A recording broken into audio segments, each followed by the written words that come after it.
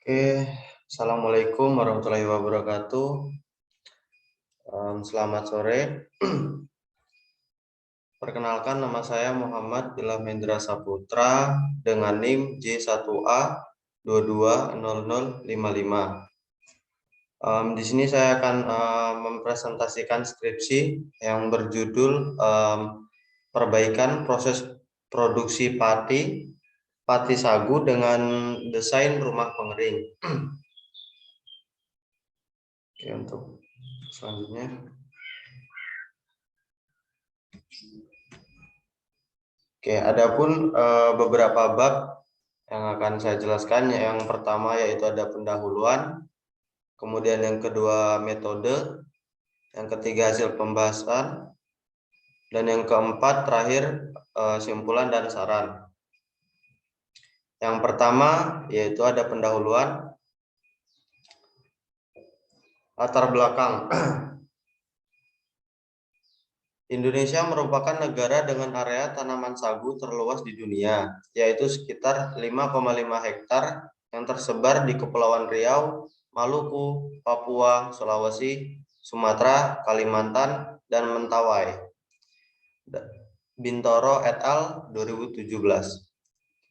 Sagu atau biasa disebut atau nama ilmiah Metrosylon sago merupakan salah satu sumber pangan yang mengandung pati tinggi sekitar 81,51% sampai 84,72% dan berpotensi untuk mengatasi rawan pangan di masa yang akan datang. Sagu mengandung pati yang terdapat pada bagian empulur batang. Fuji et al. 1986. Sagu dapat diolah menjadi pati yang banyak digunakan oleh masyarakat. Perkembangan industri pati sagu di Indonesia terbagi pada skala besar maupun kecil. Proses produksi pati sagu di unit pengolahan sagu ini masih dilakukan secara sederhana sehingga mempunyai mutu yang sangat beragam dan kurang memperhatikan higienitas produknya. Proses pengeringan merupakan proses yang bertujuan mengeringkan pati sagu basah sehingga dapat mengurangi kadar air pada pati sagu yang dapat menyebabkan pertumbuhan bakteri dan kapang, memudahkan proses transportasi dan penggunaannya, serta memperpanjang umur simpan. Di Indonesia, proses pengeringan pati sagu umumnya masih dilakukan secara sederhana, yaitu dengan menghamparkan pati sagu basah di atas tikar atau tenda plastik. Akan tetapi, cara pengeringan seperti ini dianggap kurang efektif karena perpindahan panasnya tidak merata sehingga mengakibatkan banyaknya pati sagu yang masih menggumpal. Kemudian bab yang kedua yaitu metode. Yang bab pertama yaitu tahapan penelitian. Penelitian pembuatan konsep desain rumah pengering ini dilakukan menggunakan metode Human Centered Design atau HCD. Hal ini dikarenakan pada penelitian ini peneliti berfokus pada manusia atau target user, yang dalam hal ini adalah unit pengolahan sagu di Tanah Baru, Bogor. Metode ini dimulai dengan memahami unsur terlebih dahulu dan mengetahui kebutuhannya melalui observasi dan wawancara, sehingga diperoleh sebuah solusi yang sesuai dengan kebutuhan, kebiasaan, dan kapabilitas user. Mudah diimplementasikan, bersifat berkelanjutan, dan mencegah kemungkinan adanya efek yang merugikan baik dari segi kesehatan, keselamatan, maupun kinerja manusianya. Menurut Virantoko et al. 2019, metode HCD memiliki tujuan untuk membuat solusi yang dapat digunakan dan berguna. Metode HCD ini fokus pada penggunaan dan kebutuhan pengguna. Selain itu, metode HCD dinilai mampu meningkatkan aspek efisiensi, efektivitas, kenyamanan, dan kepuasan pengguna.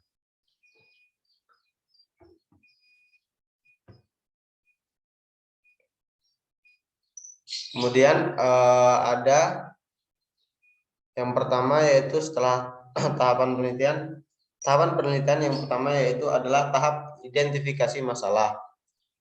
Tahap identifikasi masalah dilakukan dengan melakukan wawancara secara langsung dengan pemilik unit pengolahan sagu, yaitu Pak Ropi dan pekerja, serta melakukan observasi langsung untuk mengetahui gambaran seluruh proses produksi, khususnya proses pengeringan dan kondisi lapangan. Yang kedua, yaitu tahap verifikasi masalah. Tahap ini dilakukan uji permasalahan untuk membuktikan apakah asumsi masalah yang telah dibuat peneliti sudah tepat atau tidak. Dilakukan observasi secara lebih mendalam lagi terkait proses pengeringan, serta dilakukan uji karakteristik pati sagu yang berhubungan dengan proses pengeringan, seperti uji kadar air, analisa mikroba, dan kehalusan lolos ayakan 100 mes untuk mengetahui kualitas pati sagu dari unit pengolahan sagu tersebut. Kemudian tahap yang ketiga yaitu ada tahap ideasi. Ideasi dilakukan dengan memikirkan konsep ide melalui brainstorming bersama anggota tim proyek capstone sehingga dihasilkan prototipe yang menggambarkan solusi sesuai dengan kebutuhan dan keinginan dari unit pengolahan sagu. Kemudian yang keempat, tahap prototipe. Pembuatan prototipe dibuat sesuai konsep ide yang diperoleh sebelumnya. Pembuatan prototipe pada penelitian ini dilengkapi dengan perhitungan rendemen pati sagu yang dihasilkan, efisiensi waktu produksi, dan pembuatan prototipe. Dan biaya pembuatan prototipe. Yang kelima yaitu ada tahap verifikasi solusi. Verifikasi dilakukan dengan mendiskusikan prototipe solusi yang telah dibuat bersama para pakar sehingga peneliti dapat memastikan apakah solusi yang ditawarkan sudah cukup memenuhi kebutuhan dan keinginan dari unit pengolahan sagu dalam menyelesaikan permasalahan atau tidak. Kemudian ada bab ketiga yaitu hasil dan pembahasan.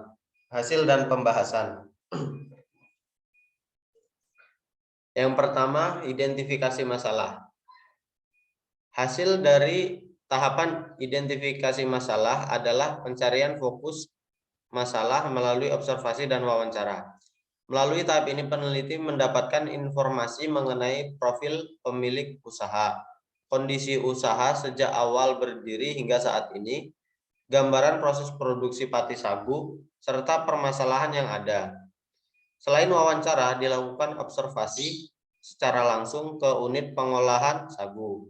Proses produksi dimulai dari penurunan bahan baku, pemotongan tual sagu, pemarutan, penyaringan, pengendapan, pencucian, pengeringan, dan pengayakan. Pemotongan dilakukan dengan menggunakan alat pemotong sederhana berupa kapak untuk memotong tual sagu menjadi beberapa bagian dan golok untuk mengupas kulit tual sagu. Tual sagu dari hasil pemotongan tersebut diparut menggunakan bantuan mesin berupa pemarut silinder berjarum yang memutar berlawanan arah jarum jam yang digerakkan oleh mesin penggerak diesel. Selanjutnya pati sagu disaring menggunakan alat penyaring yang digerakkan oleh tenaga mesin diesel dan bergerak maju mundur seperti mesin pengayak. Pengeringan dilakukan dengan menjemur pati sagu menggunakan sinar matahari secara langsung. Proses pengeringan dimulai dengan memindahkan pati sagu basah ke tempat, kemudian diratakan agar tidak menggumpal dan dibawa ke tempat pengeringan. Pati sagu dijemur dari pagi hari hingga sore hari bergantung dengan cuaca.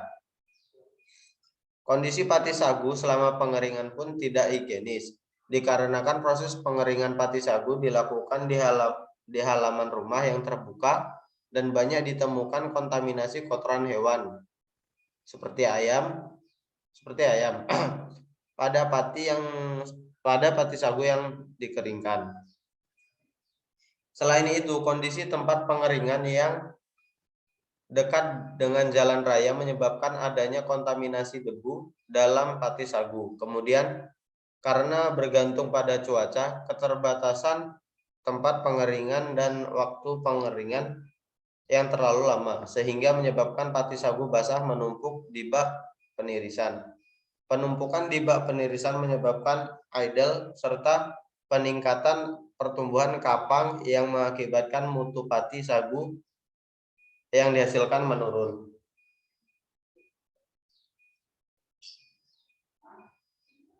Proses pengayakan dilakukan setelah semua pati sagu kering. Saat pati sagu diayak, ternyata masih banyak pati sagu yang tidak lolos ayakan sebab pati sagu tidak kering secara merata, sehingga ada beberapa pati sagu yang masih menggumpal, serta masih ada benda asing seperti bulu ayam, batu kerikil, dan kotoran kulit tual sagu akibat proses pengeringan yang dilakukan secara terbuka. Berdasarkan hasil wawancara dan observasi yang telah dilakukan, dapat teridentifikasi masalah yang terjadi, yaitu proses pengeringan yang kurang efektif dan efisien. Hal ini juga diungkapkan oleh pemilik unit pengolahan sagu pada saat wawancara yang menyatakan bahwa proses pengeringanlah yang menjadi masalah.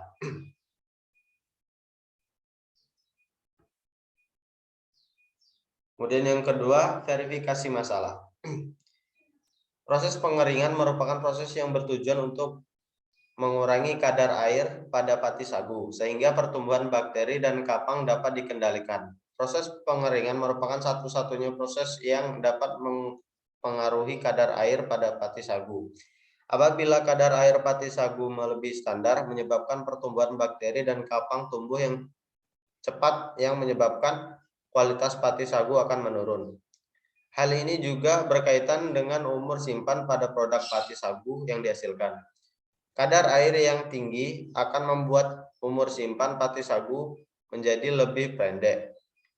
Berdasarkan hasil pengamatan yang telah dilakukan di lapangan, maka dilakukan verifikasi masalah dengan melakukan uji karakteristik pati sagu berupa kadar air dengan metode oven HOAC 2005, analisa mikroba dan kehalusan lolos ayakan 100 mes. Untuk mengetahui kualitas pati sagu dari unit pengolahan sagu tersebut dengan mengacu pada Badan Standar Nasional Indonesia atau SNI mengenai tepung sagu SNI 013729/2008.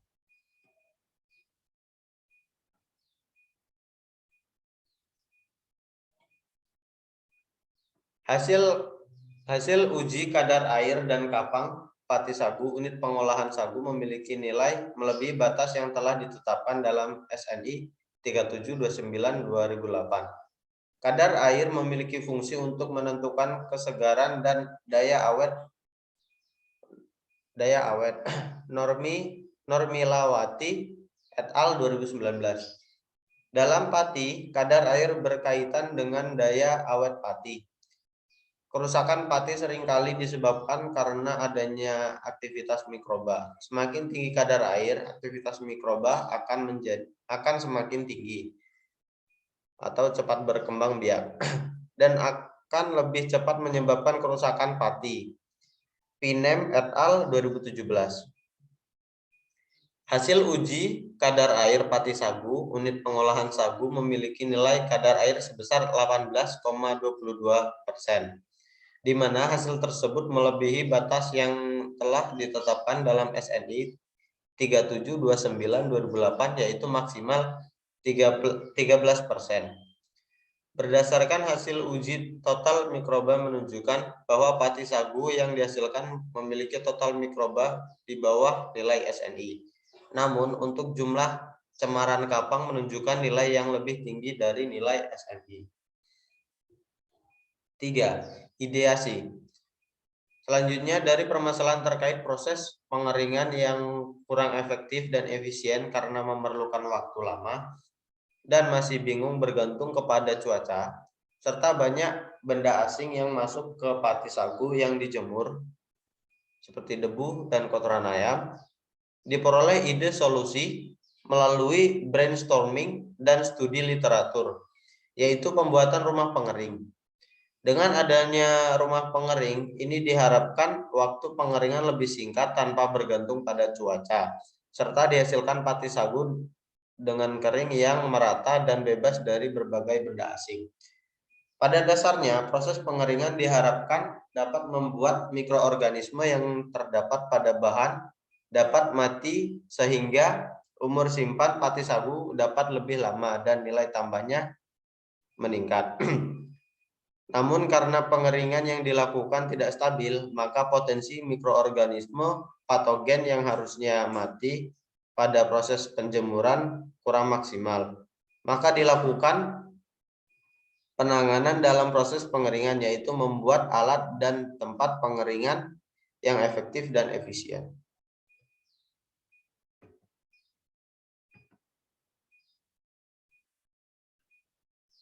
Rumah pengeringan merupakan alat pengering buatan yang memanfaatkan sinar matahari yang memiliki prinsip pengeringan di mana radiasi yang masuk ke dalam rumah pengering terperangkap di dalam bangunan yang memiliki penutup transparan.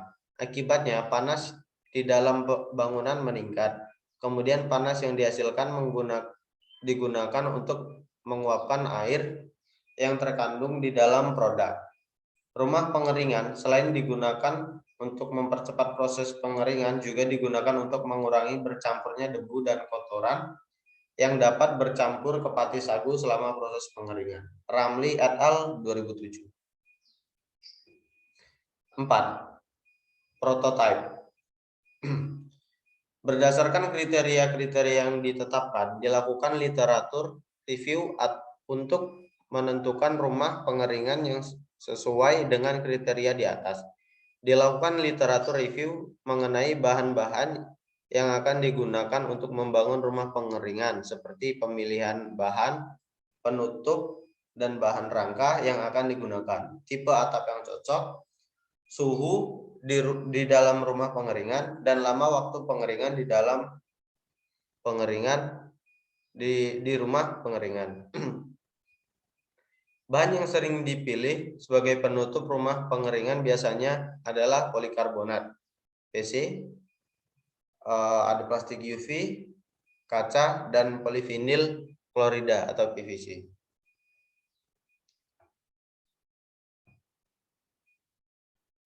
Perbandingan bentuk atap rumah pengering. Yang pertama yaitu parabola, memiliki kelebihan luas permukaan atap yang cukup luas sehingga mampu menangkap sinar matahari secara maksimal. Kemudian tahan terhadap terpaan angin, biaya pembuatannya lebih murah, lebih mudah untuk pemasangan atap, kemudian strukturnya lebih kuat. Untuk kekurangannya yaitu minimnya sistem ventilasi. Kemudian ada yang jenis kedua, bentuk pelana atau pack. Kelebihannya memiliki sistem ventilasi yang baik. Bentuk atap yang memiliki sudut 25-30 derajat lancar dalam mengalirkan air hujan, di mana laju air hujan berfungsi untuk membersihkan debu yang menempel di atap, sehingga tipe atap ini dapat melakukan self cleaning yang membuat debu tidak banyak menempel di atap. Kekurangannya yaitu kurang optimal dalam menangkap sinar matahari. Kemudian biaya pembuatannya lebih mahal dan rentan terhadap terpaan angin.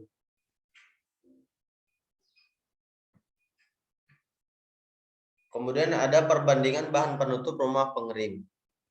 Bahan yang sering dipilih sebagai penutup rumah pengering adalah biasanya polikarbonat PC, kemudian plastik UV, kaca, dan polivinil klorida atau PVC. Yang pertama yaitu adalah ada jenis bahan polikarbonat. Kelebihannya fleksibel, harga murah, tahan panas, dan tidak berubah warna. Tahan terhadap tekanan, mudah digunakan, ringan, kuat, dan tahan terhadap benturan, stabil dalam suhu, tahan lama hingga 5-10 tahun. Kekurangannya adalah mudah tergores, memiliki batas stabilitas kelembapan di atas 200 derajat Celcius. Jika terbakar dapat menimbulkan asap yang bau dan beracun. Menguning, retak dan melemah jika terkena sinar ultraviolet dalam jangka waktu yang panjang. Kemudian yang kedua yaitu jenis bahan plastik UV. Kelebihannya adalah konstruksi mudah, fleksibel, ringan, harga paling murah dibanding bahan lainnya. Kekurangannya yaitu umur pakai yang sebentar, bentuk kurang menarik, membutuhkan perawatan lebih intensif. Yang ketiga, ada bahan kaca. Kelebihannya adalah kuat, transparansi tinggi, resistensi terhadap panas bagus, toleransi terhadap cuaca bagus. Kekurangannya konstruksi sulit, harga mahal, dan berat. Kemudian yang terakhir, keempat, ada jenis bahan polivinil klorida atau PVC. Kelebihannya transparansi tinggi, fleksibel, biaya cukup murah, tahan api, mampu menciptakan suhu udara yang cukup tinggi pada malam hari. Kekurangannya keterbatasan lebar, berubah warna menjadi kuning dalam 18-24 bulan, dan dalam 10 tahun berubah hitam dan rapuh. Kemudian kekurangannya yang terakhir yaitu permukaan bersifat elektrostatis yang menyimpan debu.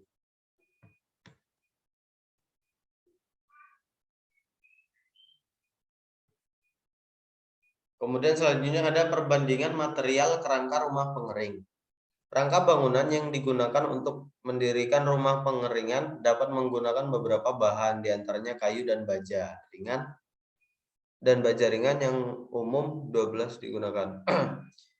Yang pertama yaitu ada jenis materialnya kayu. Kelebihannya yaitu mudah didapatkan di toko-toko material. Kemudian banyak dikuasai oleh tukang lokal. Bahan kayu dapat dibentuk, dipotong, dan digunakan secara fleksibel. Kekurangannya mudah terbakar dan dapat dimakan rayap. Dapat mengembang dan menyusut. Bentang atap dengan konstruksi kayu seringkali terbatas karena ukuran kayu di pasaran adalah 4 meter. Harga kayu semakin lama semakin mahal. Kemudian yang kedua yaitu ada jenis material baja ringan. Dapat dibuat dengan bermacam bentangan, panjang ataupun lebar atap. Kemudian kelebihan selanjutnya, bila dirancang dengan benar lebih kuat dari kayu serta lebih aman. Material ini lebih awet dan tidak bisa dimakan rayap. Material baja ringan tahan api, pengerjaan menjadi lebih cepat dan anti karat. Kekurangannya yaitu atap baja ringan harus dibuat oleh kontraktor yang spesialis. Harga per meter persegi atap baja ringan lebih mahal.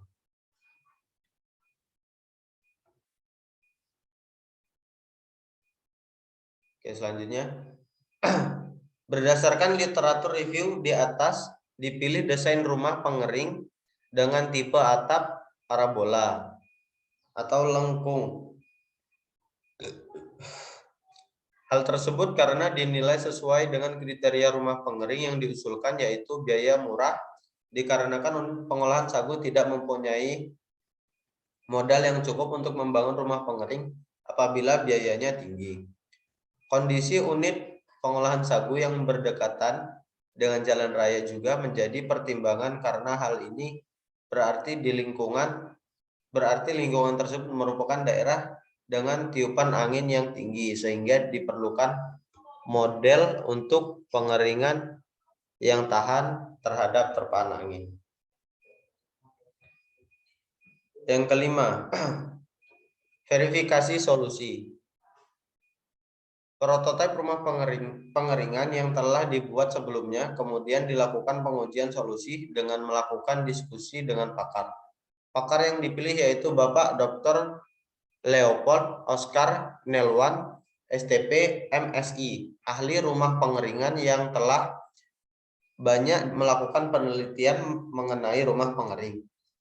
Perbaikan desain rumah pengeringan dilakukan berdasarkan hasil diskusi yang dilakukan bersama pakar tersebut, sehingga didapatkan desain hasil rumah pengeringan literasi kedua.